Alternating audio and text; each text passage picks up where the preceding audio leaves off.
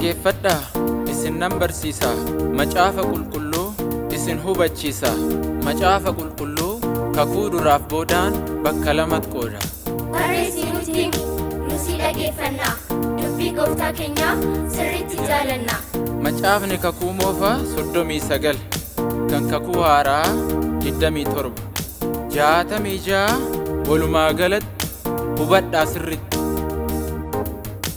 Amma haa jalqabnu macaafa kakuu moofaa uumamarraa hanga Milkiyaas raajichaa.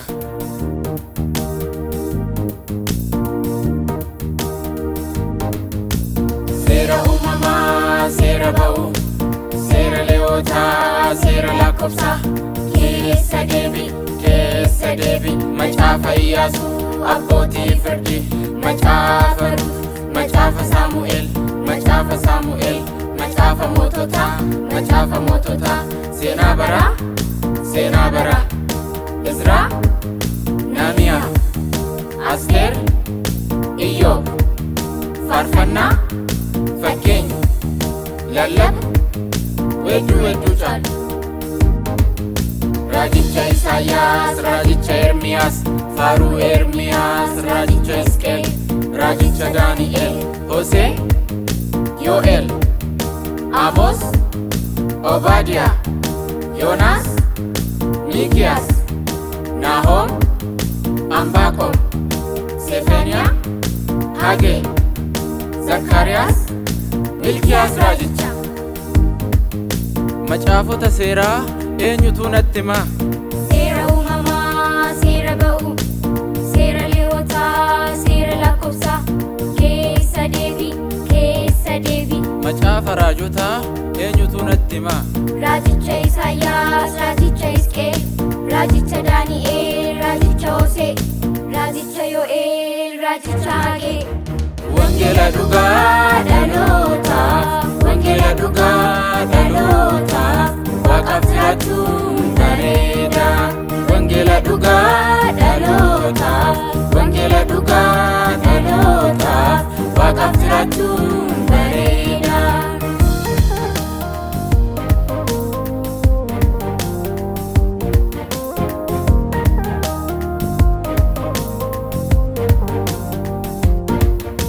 Ammallee haa jalqabnu kan kakuu haarawaa.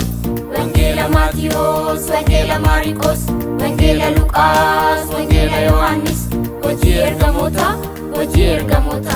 ergaa warra Roomee, ergaa Qorontos, ergaa Galaatiyaa, ergaa Efesoon, ergaa Filiphos, ergaa Qolaasiyaas, ergaa Tasalonqee, ergaa Timootiyoos, Tiitoo, Filimoonaa, Ibroot, Yaaqoob, ergaa Phexros, ergaa Yohaannis,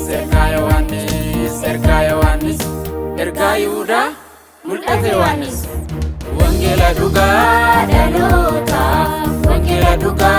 dhalootaa, Waaqaaf jiraachuun bareeda. Wangeela dhugaa dhalootaa, Waaqaaf jiraachuun bareeda.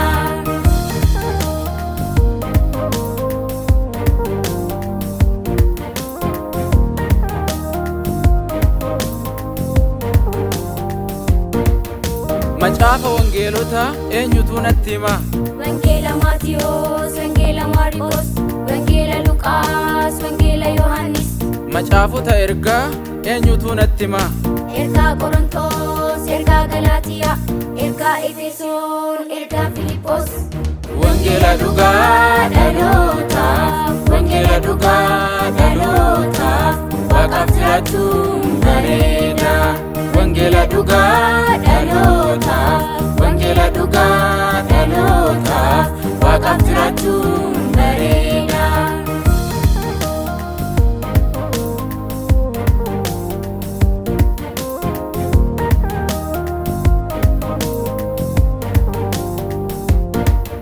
Waaqayyo saba isaa garbummaadhaa baase, warra Faari'oonii galaanarra yaase.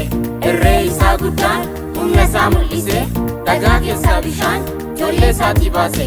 Har'allee Waaqayyo hojii isaa yoom dhiise. Wangeela dhugaa dhalootaaf, wangeela dhugaa dhalootaaf, Waaqaaf jiraachuun bareeda.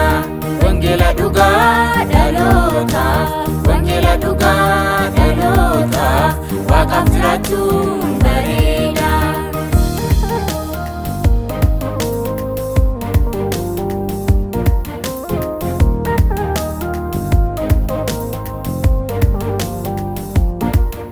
Museen bara isaa Iyyaasuuf dabarse, Eeliyaas hafuura isaa Elsaa irra buuse, Phaawulos Ximootewosiin bakka ofii buufate, wangeela dhugaa yabootti dhaamate.